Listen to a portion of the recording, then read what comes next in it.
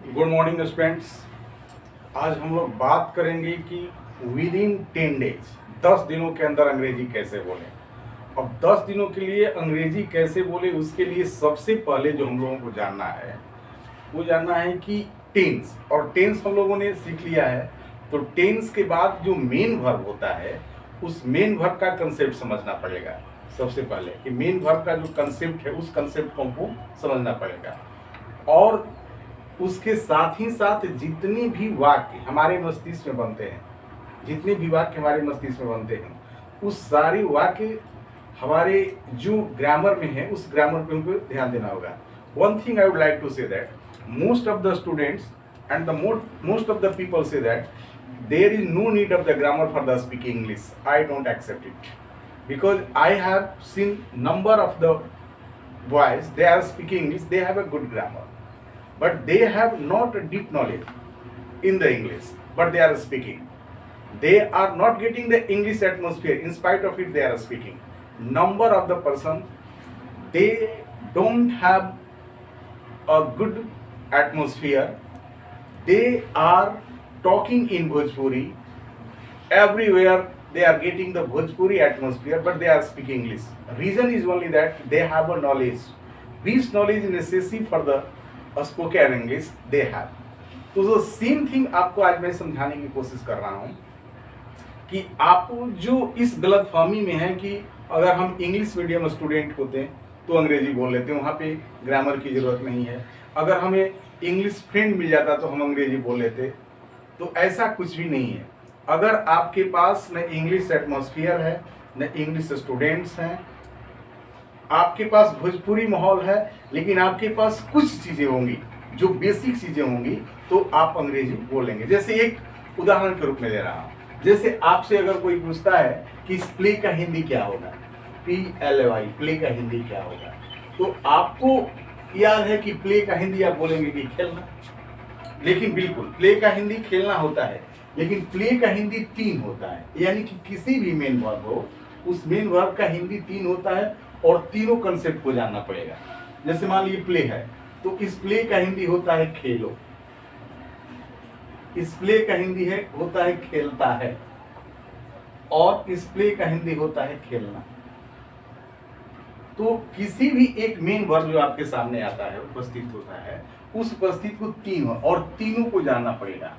अगर आप 3 ही जो जान जाएंगे, कोई जैसे मान लीजिए गो है, तो गो अगर वर्ड है तो उस गो का हिंदी क्या होगा, तो गो का हिंदी होगा जाओ, गो का हिंदी हो सकता है जाना, गो का हिंदी हो सकता है जाता है। ये 3 पहले ये कंसेप्ट तो पहले समझ लीजिए। जैसे मान लीजिए आपने कहा कि वहां जाओ, तो आप क्या कहेंगे, गो देयर, वहां जाओ, गो देयर। अब देखिए यहाँ पे आपको क्या समझना है कि किसी भी मेन वर्ब को अगर बिना सब्जेक्ट को अगर आप बोल देते हो तो उसका हिंदी होता है जाओ, कम मतलब आओ, सीट मतलब बैठो, रीड मतलब पढ़ो, राइट मतलब लिखो। यानी कि अगर किसी भी मेन वर्ब को अगर ऐसे ही बोल देते हो तो उसका हिंदी पढ़ना पढ़ता है नहीं होता है। जैसे मान लीजिए कि लिखो, तो लिखो अगर कहना हो तो लिखेंगे राइट, लिखो, बस हो गया, तो आप राइट। असली हिंदी राइट का क्या हुआ, लिखो हुआ, न कि लिखता है। अगर इसके साथ सब्जेक्ट लिख दिए, जैसे राइट है लिखो, आपने लिख दिया कि आई राइट, तो इस राइट, अगर इस राइट से पहले आपने सब्जेक्ट लिख लिया आई, तो हो जाएगा कि मैं लिखता हूं। अगर आई गो लिख दिया तो हो गया मैं जाता हूं, आई प्ले लिख दिया तो हो गया मैं खेलता हूं। तो देखिए अगर किसी भी मेन वर्ब से पहले अगर आप किसी सब्जेक्ट को रख देते हो, किसी भी मेन वर्ब से पहले अगर आप सब्जेक्ट को रख देते हो तो उसका हिंदी ताहे हो जाता है। जैसे तुम पढ़ते हो तो यू रीड, वह खेलता है तो ही प्ले, सी गो। तो इस तरह से किसी भी मेन वर्ब का यूज रख देते हो तो ताहे हिंदी देता है। और जब ना ही हिंदी दिलवाना हो तो उसके पहले टू रखना होगा। जैसे टू प्ले लिख दिए तो इसका हिंदी हो जाएगा खेलना, टू रीड लिख दिए तो हो जाएगा पढ़ना, अगर टू वो लिख दिए तो हो जाएगा जाना। तो आप समझिए कि प्ले का हिंदी हो गया खेलो, प्ले का हिंदी हो गया खेलता है, प्ले का हिंदी हो गया खेलना, और तीनों कंडीशन आपको जानना पड़ेगा। तो सबसे पहले आपने स्पीकिंग में पहला जो कंसेप्ट आपके सामने है कि अगर कहना हो, ठीक ना, आकि इसे रखो, तो कीप मतलब हो गया रखो, तो कीप इट, कीप रख दिए, तो कीप केवल कीप शब्द बोले तो हो गया रखो, ठीक ना। मैं रखता हूं तो आई कीप, तो मुझे रखना है तो आई हैव टू कीप, यानी कि टू कीप।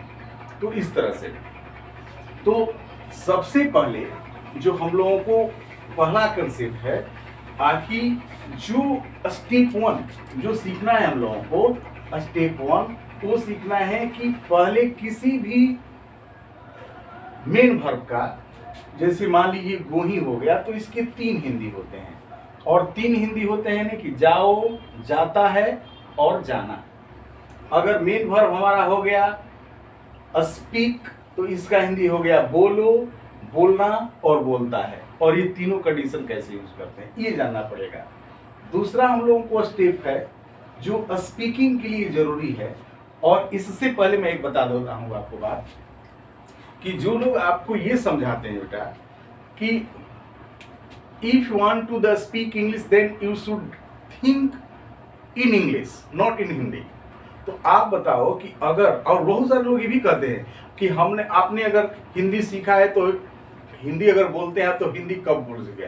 तो आप याद करो कि जब कभी भी आप हिंदी बोलना सीखे हो तो उसके पहले सबसे पहले जो लेटर होता है क ख ग, ये सीखे हो कि नहीं सीखे हो। तो अगर आप सीखे हो, इसके बाद जो आपके सराउंडिंग में जो शब्द होते हैं, जैसे ये मार्कर है तो मार्कर सीखेंगे, पानी है तो पानी सीखे होंगे, ये शब्द हो सके।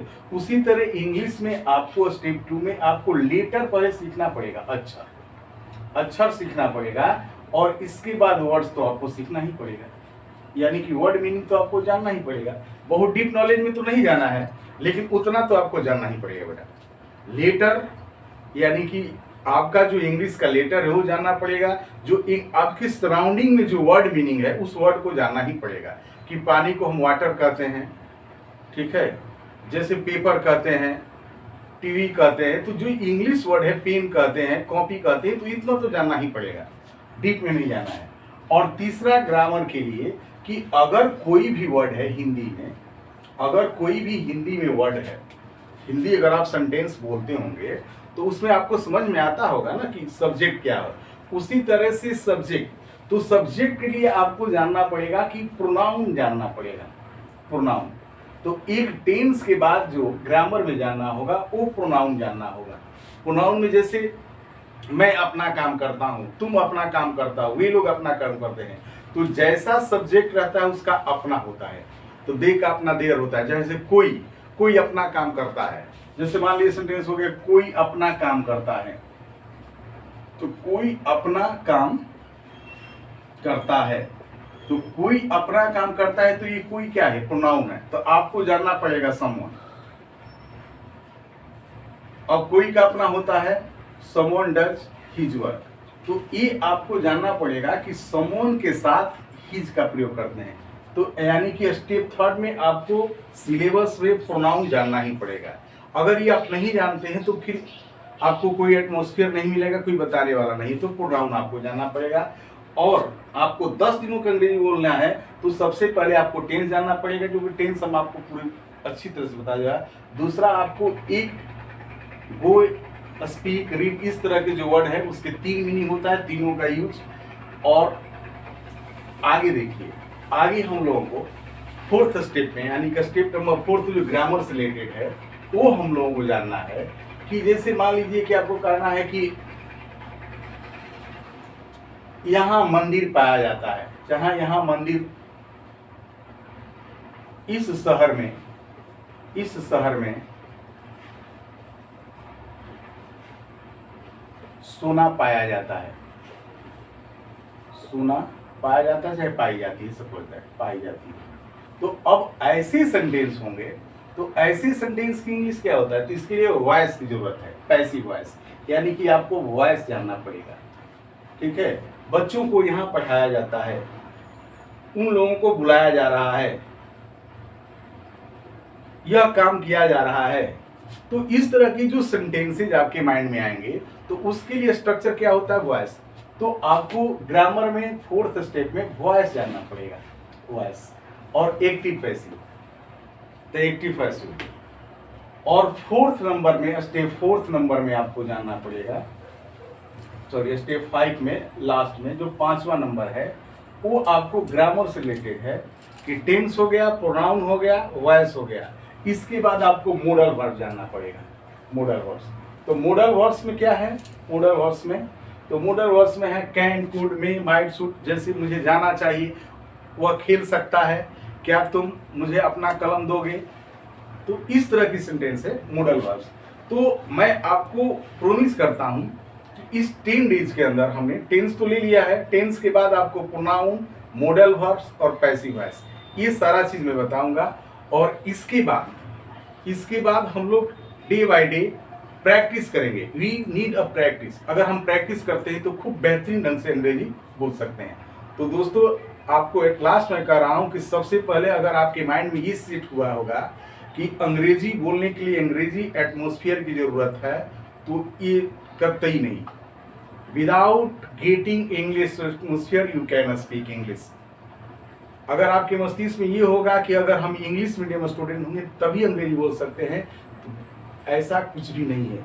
आपके पास वर्ड मीनिंग हो, बहुत ज़्यादा डीप की जरूरत नहीं है। आपके पास टेंस हो, प्रोनाउन हो, वॉइस हो और मोडल वर्ब्स हो, और ना यानी कि हैव टू हो।